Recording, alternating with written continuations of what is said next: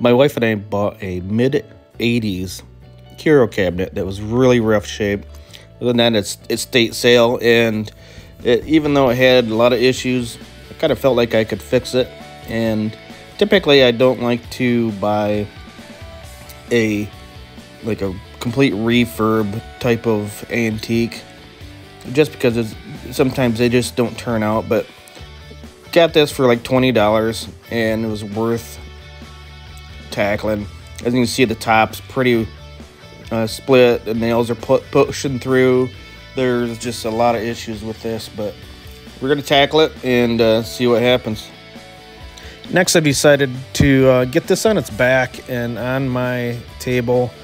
I'm really concerned about the overall structure of this, so with it on my bench, I can evaluate where I need to strengthen this and what more I need to do to make this ready to refinish and stain.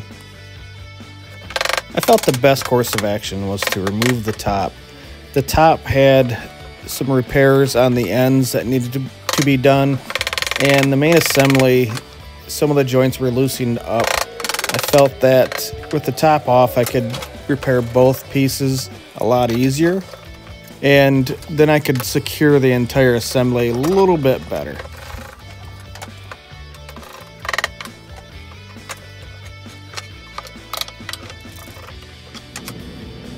And as you can see from this segment, you can see where the repairs need to be on this top. The ends are splitting. There's a couple really big cracks that are kind of going to be difficult to repair, but we'll see what we can do. I've tried my best to put a clamp on this and try to tighten it up, but just how this is curved, I just couldn't put any pressure, at least enough pressure on this to tighten this crack up.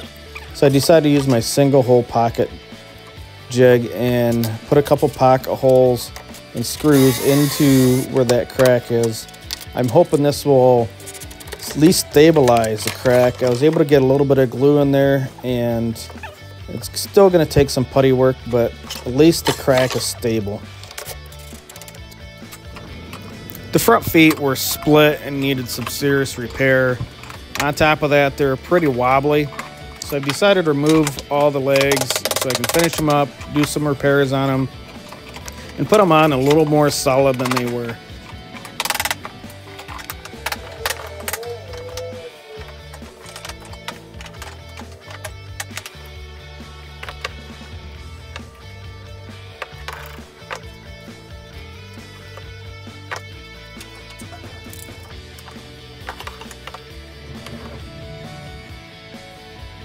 Next step is to get the framework on the ground and try to secure it. As you can see right there, I about lose everything as it starts coming apart. It's structure-wise is really struggling to hold itself together. A lot of the joints are no longer holding, so we're gonna just run some glue down in this joint and do some reinforcing.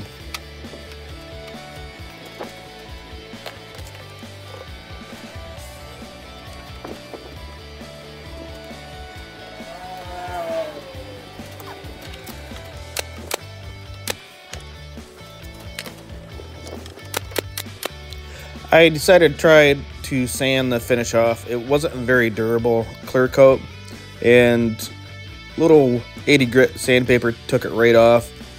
I came back with 150. I plan on taking this, so I'm not too concerned if it's not perfect. So sander, a little bit of elbow grease, did the trick.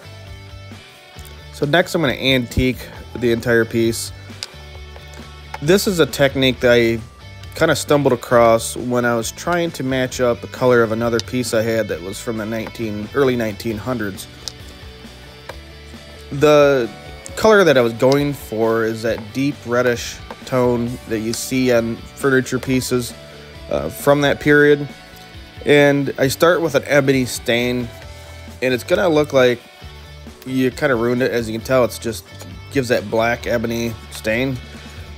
The next step is going to give it that little antique look.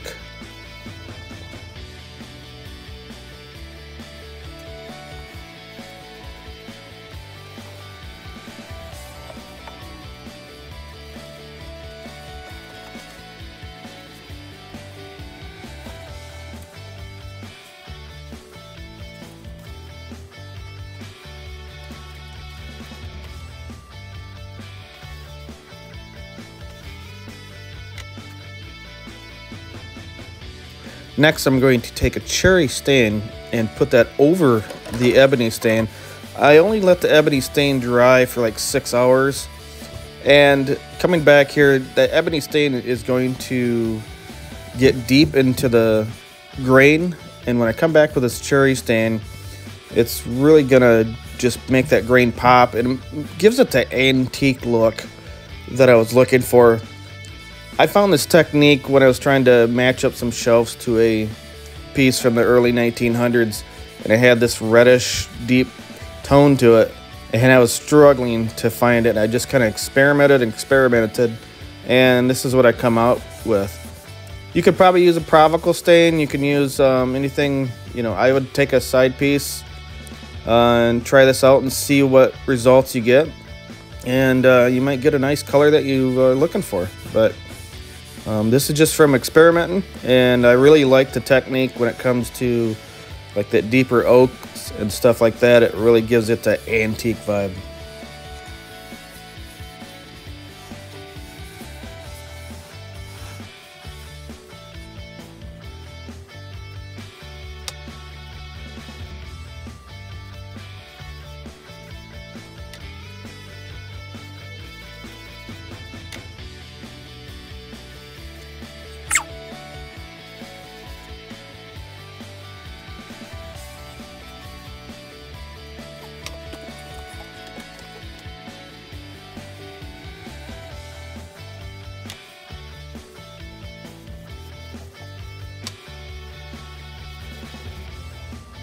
Next, I'm going to come back with a wipe-on poly and finish the entire piece. Then I'm going to put it back together.